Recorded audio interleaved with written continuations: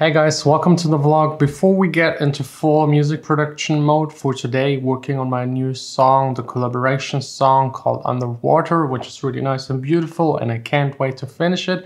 We have to talk about the song contest competition. As you know, you got only 8 more days to finish your songs with my Splice sample pack that was released almost a month ago.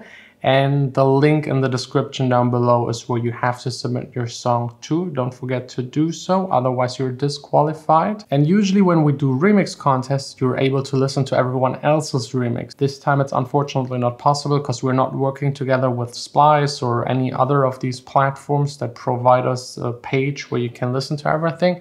So I thought about why not just upload it to Instagram and tag me in there. The second link in the description will be my Instagram. Tag me with your song, and everyone that is interested can go to my Instagram, check out everyone else's songs, comment and like, and everyone that is interested in sharing their song can do the same thing. So good luck, have fun. Now intro and then music production.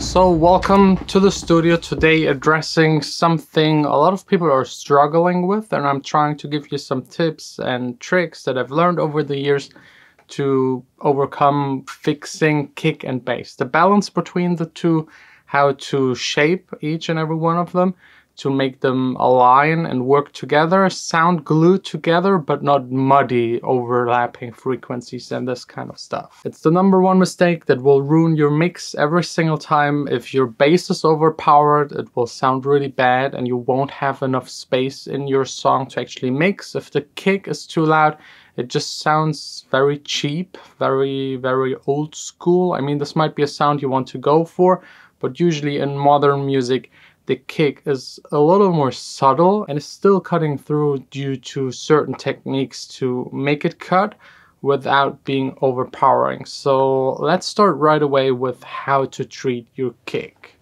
So this is my song Underwater. I've just worked 4 hours on it, so it's really rough. It's a collaboration with another producer, so I got some audio bits from him, and of course also with a singer and songwriter. Let me play you one little bit so that you know what we're talking about. Like it's all beneath us, drowning in the feeling. Can't help but take it farther. I'm breathing underwater. We just living like the world don't need us, drowning in the feeling. The drop right now doesn't have the right amount of energy. It's still not there yet. It's just like a rough idea. I will probably change it entirely and take it somewhere different. I'm not sure about it, but first I wanted to address some kick and bass.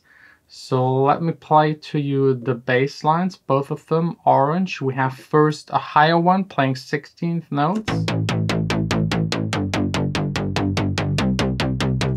It has like the higher frequencies, the grit to it, and the bass part you can actually also hear on smaller speakers. And then underneath 808 bass. Basically just like a sine wave. And you can already hear by the clicking, it's sidechained. And I've used for the sidechain the kick drum. It's not a 4 to the floor kick drum. This is more going into a future bass kind of direction. So we got this half beat kind of stuff going on.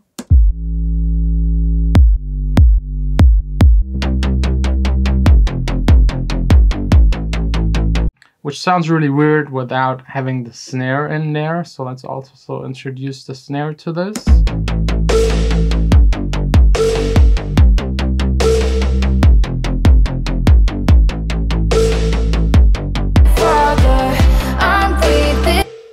I will probably change the snare. It's a little too much tone in it. So let's start with the kick. It's the foundation of every electronic song, or basically almost every kind of song that has a kick. The kick is the most important. Rule #1, you need the right sample. If you don't have the right sample and your song doesn't work and the kick doesn't really work, you need to try and find another one. You can only change a kick by like 5 to 10%. And like get it into the right direction and make it fit into the track. But if it's just not the right one, just search for another sample. So I usually produce my songs like to maybe 60-70%, and then I usually realize the kick isn't the right one, isn't strong enough, and then I go through millions and millions of kicks. Once you already have the rest of the production kind of ready, it's easier to find the right kick. If you just start with a new project and just search for a kick, just pick one that you have already used, or just pick one that sounds good. Don't waste too much time like finding a kick that doesn't work in context, doesn't make a whole lot of sense. So this one right here at the moment, unprocessed, has a nice click to it, which is really good. The click helps you to cut through. This is one kick that I already used on another project.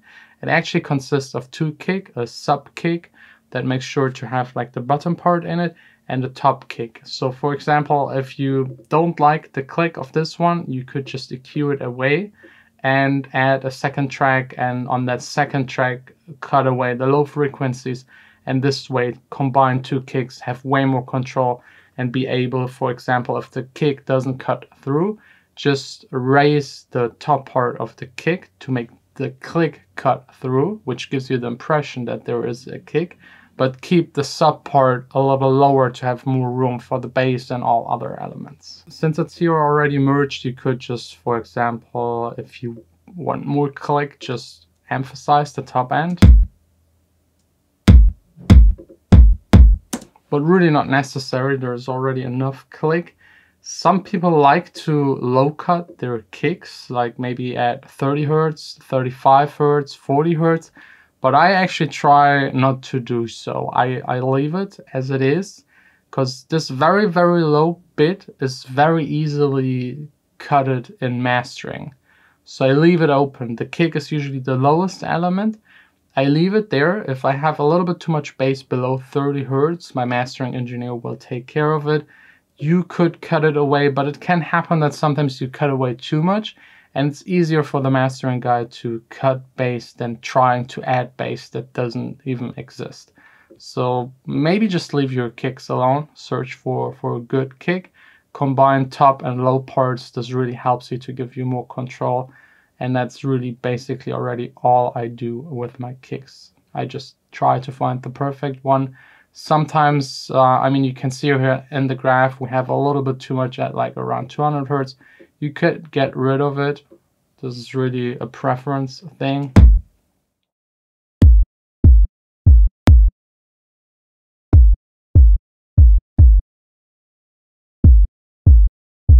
Makes the kick a little cleaner, but don't exaggerate it too much. Maybe like 5 dB is cool.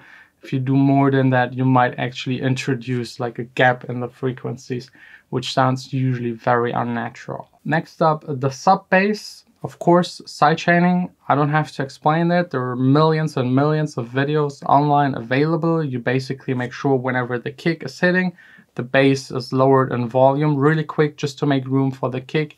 This way you kind of create a gap for the kick to be placed in, and the bass isn't playing or is playing less during that time, and this way the kick stands more alone, and in combination it just sounds louder, and you got more control over these kind of sounds because they're not overlapping. But what I actually always do on the sub bass is cutting the lows away, actually quite a lot. I usually cut into like 50-55 Hertz with 24 dB per octave just to get rid of that very, very muddy low end that isn't necessary.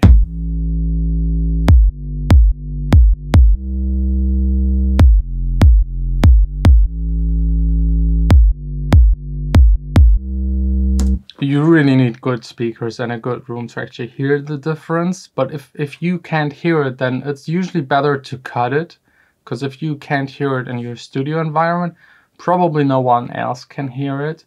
And again, if you cut the very heavy, very space away taking frequencies and the very low, you will have much more room for the rest of the song, and it will still sound bass heavy enough. Like usually most beginners want their songs to have as much bass as possible.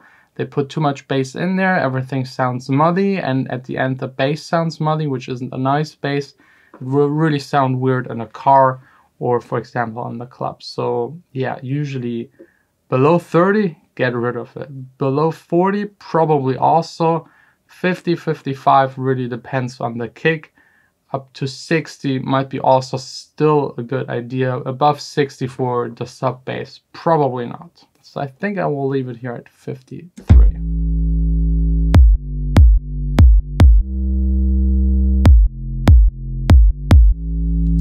Cutting the high frequencies is really up to preference. If you just want to hear the sub,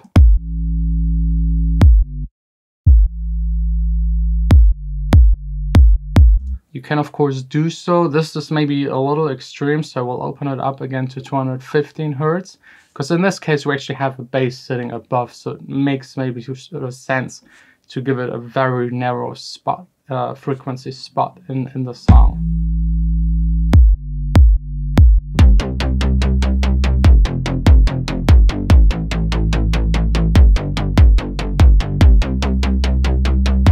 So this bass already, again, it's like a collaboration, so it's already cutted. I will now double cut it just as like safety, but it's cutted to almost 100 Hertz, which totally makes sense if you now look at both EQs. Like one bass is like narrowed down into a frequency range between maybe like 30 to 200, and the other one is starting at 100. So they overlap a little at 200. But I think it works in this kind of case.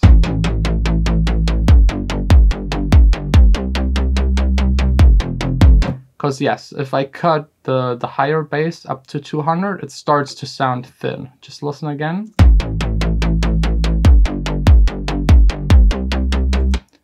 So this way we have a gap. Like at 200 Hertz, it sounds really empty because one is stopping at 200, the other one is starting at 200. So we make sure that they overlap a little, so that half of the low bass and half of the top bass is kind of mixed together at around 200 Hertz, and you don't hear these kind of missing frequencies.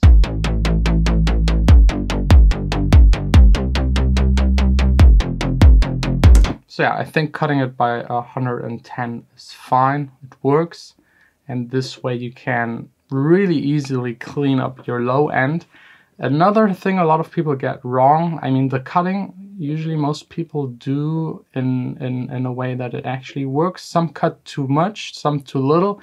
It's really all about listening, moving the cut back and forth and listening where it starts to sound empty and where it starts to sound full. Usually I cut it until it sounds a little thin and back off again a little. This is usually the best way to get like a natural sound that doesn't interfere that much with everything else in the mix. But now let's get to the balance actually between kick and bass, because that's also something a lot of people mess up. If your kick is very low, your bass is really loud, it might overshadow like the kick, which isn't really good. So let's play it and use the span analyzer to view it and explain it.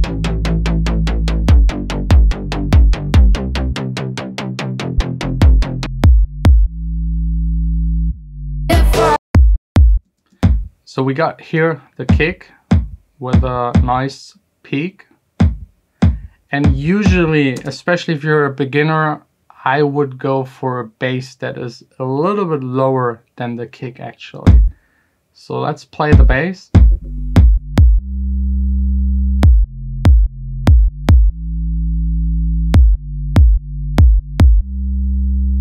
So the long notes are getting louder. I mean, you can already see it in the waveform. The long note is louder than the short ones. This is something we can easily fix with a compressor to make sure that the bass is playing same loudness on all of the notes. I'm sure you know that. Sometimes the sub bass, if it plays a different note, it is different in volume, because like the very low frequencies are not that loud. So you lose them, and if it goes higher, they're actually louder. This is easily really fixed with a compressor, making sure everything sounds the same. So let's apply one really quick.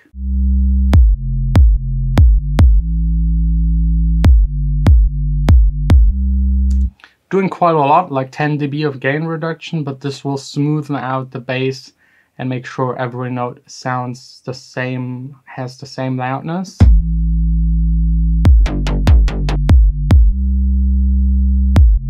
And I would now say the sub bass is just a little too loud.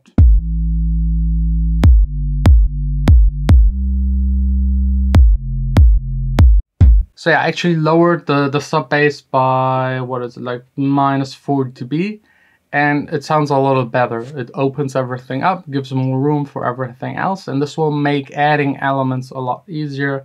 For example, maybe some of these chords.